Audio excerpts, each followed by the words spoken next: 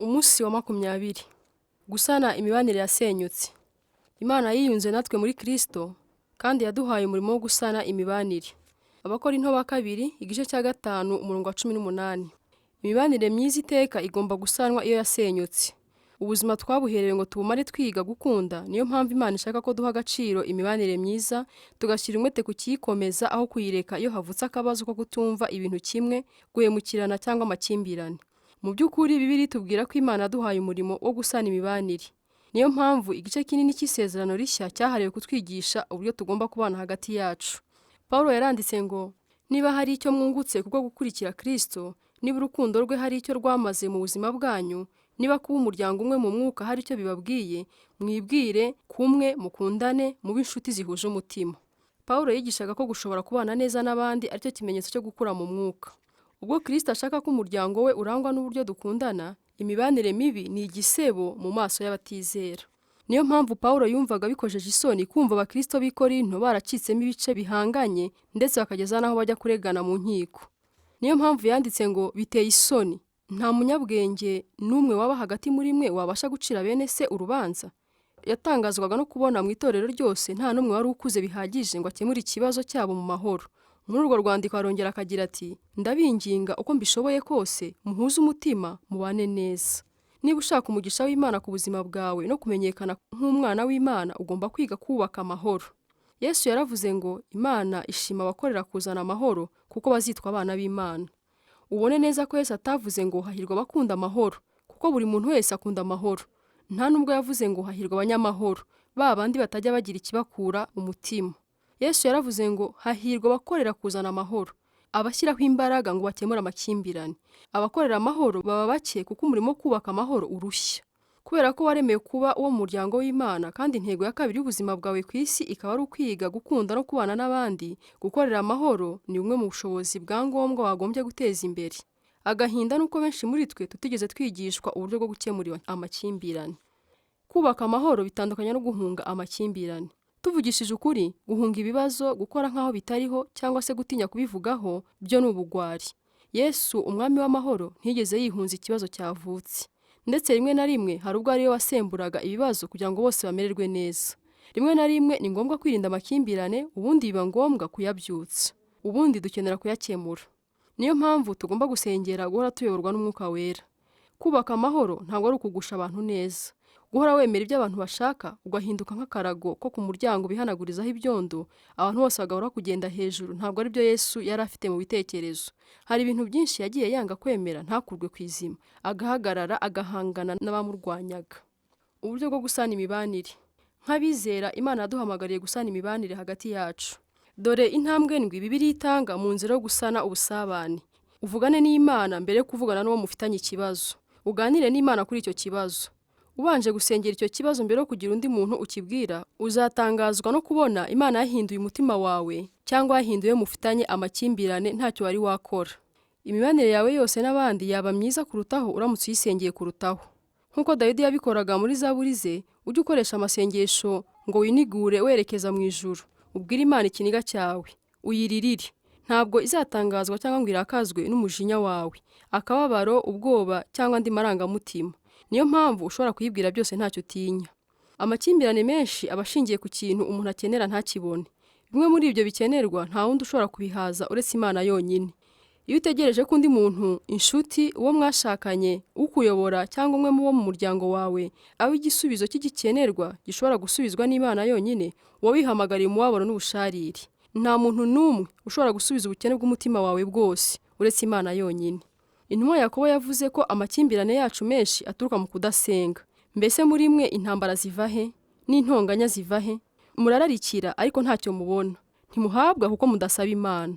Aho kureba ku Mana dutumbira abandi ngo aribo batunezeza, nyuma tukabarakarira kuko bataduhaye ibyo twari tubategerejeho. Imana ikavuga iti, kuki mutabanza kuba ari jye musaba? Iteka ryose ujye ufata iya mbere. Kuba ari wowe wagize nabi cyangwa wagiriwe nabi ntacyo bihindura. Imana ishaka ko ari wowe utera intambwe ya mbere. Ntugategereze ko uwo mufitanye ikibazo ari we ugusanga. Uba ari wowe ufata iya mbere umusange. Gusana imibanire bifite agaciro gakomeye ku buryo Yesu yategetse ko biza mbere yo guterana. Nibwo yavuze ngo, nujya mu iteraniro ugiye gusenga, wajya gutanga ituro ukibuka ko mwene so hari icyo afite mupfa. usiga ituro ryawe uhite ugenda ushake mwene so mwikiranure. Ubwo nibwo gusa ushobora kugaruka ugatura Imana ituro ryawe. Iyo ubusabane bwahungabanye cyangwa bukaba bwasenyutse, wihutire gutegura imishyikirano y'amahoro. Ntutinde, ntushake impamvu zo kubyihorera cyangwa ngo uvuge ngo buriya amaherezo nzashyira mbibonera umwanya. Utegure uburyo mwabonana imbone nkubone mu maguru mashya. Gutinda nta kindi byungura uretse kongera inzika no gutuma ibintu birushaho kujya irudubi.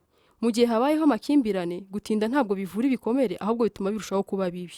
Kwihutira gushaka umuti bikugabaniriza n'ingaruka zo mu bugingo. Bibiliya ivuga ko icyaha harimo n'amakimbirane adakemuwe cyica ubusabane bwacu n'Imana, kandi kigatuma amasengesho yacu adasubizwa, kandi bikadutera guhagarika umutima. Inshuti za Yobu zaramubwiye ngo guhagarika umutima kubera umujinya byaba ari ubupfapfa. Ahandi bati niwe wigirira nabi kubera uburakari. Amahirwe yo kugira icyo ugeraho mu mushyikirano w'amahoro kenshi uturuka ku guhitamo igihe gikwiriye n'ahantu heza ho guhurira. Ntimuzagerageze guhura umwe muri mwe ananiwe, yumva yihuta, cyangwa aho abantu bashobora kubarogoya. Igihe cyiza ni igihe mwese mwumva mumeze neza kandi mubyiteguye. Icya gatatu, wifatanye n'amarangamutima ya mugenzi wawe. Ukoreshe amatwi kurusha umunwa wawe. Mbere yo kugerageza gukemura ubwumvikane bucye ubwo ari bwo bwose, ujye ubanza utega amatwi amarangamutima y'abantu. Pawulo yatanze inama nziza agira ati, umuntu wese areke kuzirikana inyungu ze bwite, ahubwo yite ku z'abandi. Ijambo skopos mu Kigiriki ariryo ryahinduwe kuzirikana, niryo rivaho amagambo telescope, icyuma kireba kure mu kirere, na microscope, icyuma kireba utuntu duto cyane. Bivuga ngo urebe witonze, wite ku marangamutima yabo aho kwita ku byabaye. Ubanze ugaragaza imbabazi mbere yo gushaka ibisubizo. Ntugatangire ubwira abantu kwirengagiza amarangamutima bagaragaza. Ubatega amatwi gusa, maze ubareke basuke amarangamutima yabo wowe utiregura. Ubereke ko ubumva, kabone niyo waba utemera ibyo bavuga. Amarangamutima kenshi ntabwo aba ari ukuri cyangwa atondetse neza ku murongo. Mu by'ukuri kenshi umujinya udutera gutekereza no gukora ibintu by'ubupfapfa. Umuririmbyi wa Zaburi yaravuze ngo, ubwo umutima wanjye washariraga, nkibabaza mu mutima, nari umupfapfa, nta bwenge nagiraga. Nameraga nk'inka imbere yawe. Iyo twakomeretse mu mutima twese twitwara nk'inka. Ariko Bibiliya iravuga ngo amakenga y'umuntu amubuza kwihutira kurakara, kandi kwirengagiza inabi yagiriwe bimuha icyubahiro. Kwihangana bizanwa no kugira gushishoza, kandi gushishoza bizanwa no kumva icyo abandi batekereza ku kibazo. Gutega amatwi ni nko kubwira umuntu ngo ibyo uvuga bifite agaciro imbere yanjye. Ubucuti bwacu mbushyize imbere kandi nawe ndagukeneye. Hari amagambo bavuga kandi afite ishingiro ngo abantu batangira kwita ku byo tuzi iyo bamaze kumenya ko tubitayeho. Kugira ngo dushobore gusana ubusabane, tugomba kwemera umutwaro wo kwihanganira, gushidikanya n'impungenge z'abandi. Tugerageze kunezeza bagenzi bacu aho kwinezeza. Dukore ibishobora kubakomeza. Kwihanganira umujinya w'abandi, cyane cyane udafite ishingiro, ni ubwitange bukomeye cyane. Ariko ujye uzirikana ko ibyo ari byo Yesu yakoze ku bwawe. Yihanganiye umujinya udafite ishingiro, ndetse urimo n'uburiganya bwinshi kugira ngo ashobore kugucungura. Kuko Kristo atinejeje ubwe, nk'uko byanditswe ngo ibitutsi bagututse byangezeho. Wature uruhare wagize muri ayo makimbirane. Niba koko ushaka gusana imibanire yawe, wagombye kubanza kwemera ayawe makosa cyangwa icyaha cyawe. Yesu yaravuze ngo nibwo buryo bwonyine bwo gushobora kubona ibintu neza. Banza ukure umugogo mu ijisho ryawe, nibwo wenda uzashobora kubona neza ngo utokore agatotsi mu ijisho rya mugenzi wawe. Kuko twese tugira uburyo tutabona ibintu byose neza, hari ubwo byaba ngombwa ko wiyambaza undi muntu ngo agufashe kubona neza uruhare rwawe mbere yo guhura no mufitanye ikibazo. Kandi usabe n'Imana iguhishurire uruhare rwawe nyakuri muri icyo kibazo. Wibaza uti, ese ni igihe ikibazo giturukaho? Ese naba ntashyira mu gaciro muri ibi byose, cyangwa nkaba ninangiye umutima, cyangwa ngendera ku marangamutima? Bibiliya iravuga ngo nituvuga ko nta cyaha dufite, tuba twishutse. Kwatura birimo imbaraga zikomeye zizana ubwiyunge. Kenshi urwo tugerageza gukemura ibibazo bikomeretsa abandi birenze n'uburyo bari bakomerekejwe n'ikibazo ubwacyo. Iyo ubanje kwemera urwawe ruhare, bicururutsa umujinya wa mugenzi wawe, kandi bikagabanya ubukana bwo guhangana, kuko ubundi abaje yiteguye ko ugiye kwiregura. Ntugerageze kwiregura cyangwa kwivanaho icyaha ngo ugishyire ahandi. Wemere ubikuye ku mutima uruhare waba waragize muri ayo makimbirane. Wishyireho amakosa yawe kandi uyasabire imbabazi. Uhangane n'ikibazo aho guhangana n'uwo mugifitanye. Ntabwo uzigera ukemura ikibazo cyawe niba ushishikajwe no kwerekana umunyamakosa uwo ari we. Ugomba guhitamo. Bibiliya iravuga ngo gusubizanya ineza guhosha uburakari, ariko akarimi gatyaye kabyutsa uburakari. Ntabwo uzigera wumvikanisha neza ibitekerezo byawe uvuga nabi. Nuko rero ujye utoranya amagambo yawe wigengesereye. igisubizo kirimo ineza gihora kiruta kure kuninurana. Nuvuga ibintu usa n'urega uwo mufitanye ikibazo, azasubiza yiregura. Imana iravuga ngo umuntu ufite umutima w'ubwenge usheshe akanguhe azamenyekanira ku kuba umunyamakenga. Uko amagambo ye arushaho kuryoha, niko azarushaho kwemeza abandi ibyo ababwira. Kubyina ku mubyimba ntacyo byungura. Ntabwo uzigera wemeza mugenzi wawe iyo umushihura. Mu gihe cy'ubwumvikane buke hagati y'Abanyamerika n'Abakomunisite bise intambara y'ubutita, impande zombi zemeranije ko hari intwaro zitazigera zikoreshwa kubera ko zari zikabije kuba kirimbuzi. N'uno munsi hari intwaro z'uburozi zaciwe, kandi n'umubare w'intwaro za kirimbuzi barimo kuwugabanya bakazisenya. Bwo gushaka ubusabane, ugomba gusenya intwaro zisenya imibanire myiza, zirimo guca imanza, gupfobya, kugereranya, kwita amazina mabi, ibitutsi, kubyina ku mubyimba, gucyocyorana. Pawulo abivuga neza muri aya magambo ngo ijambo ryose riteye isoni ntigaturuke mu kanwa kanyu, ahubwo uko mubonye uburyo mujye muvuga iryiza rikomeza abandi, rikabaha ibyo bakeneye, bityo ibyo muvuga bizagirira neza ababumva. Ugerageze gutunganya urwawe ruhande. Pawulo yaravuze ngo murwanye uruhande mumane n'abantu bose amahoro. Amahoro aboneka hatanzwe ikiguzi. Rimwe na rimwe bizadusaba kwiyambura kwiyemera kwacu, ubundi bizadusaba kutirebaho. Kugira ngo wubake imibanire myiza, ukore byose ngo wigomwe, wibombarike ku bandi kandi ushyire imbere ibyo bo bakeneye.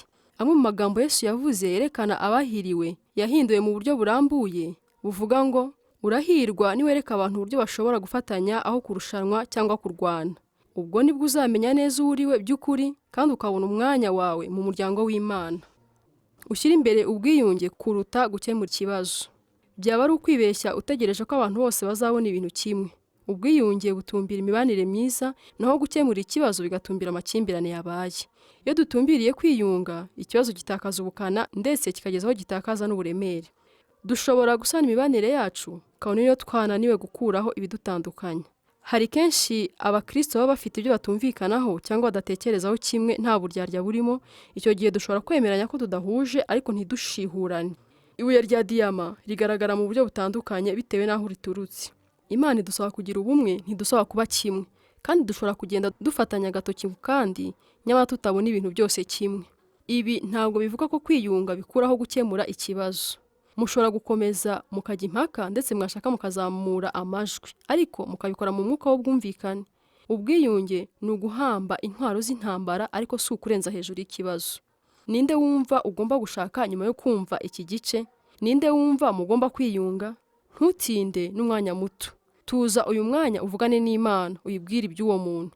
Nurangiza ushaka uwo muntu utangira inzira y'ubwiyunge. Izi ntambwe ndwi zirasobanutse ariko ntabwo zoroshye. Gusana ubusabane bisaba imbaraga nyinshi. Niyo mpamvu Petero aduhugurira gushaka amahoro tukayakurikira kugeza tuyashyikiriye. Iyo ushaka amahoro ukayaharanira uba ukora ibyo Imana ishaka. Niyo mpamvu Imana ivuga ko abashaka amahoro ari abana bayo. Gutekereza ku ntego y'ubuzima bwanjye. Ingingo yo kuzirikana. Imibanire myiza iteka igomba gusanwa. Umurongo wo gufata mu mutwe. Mukore uko mushoboye murwanye uruhande ngo mubane n'abantu bose amahoro. Abaroma igice cya 12 umurongo wa 18. Ikibazo cyo gutekerezaho. Ninde ngomba kwiyunga nawe uyu munsi?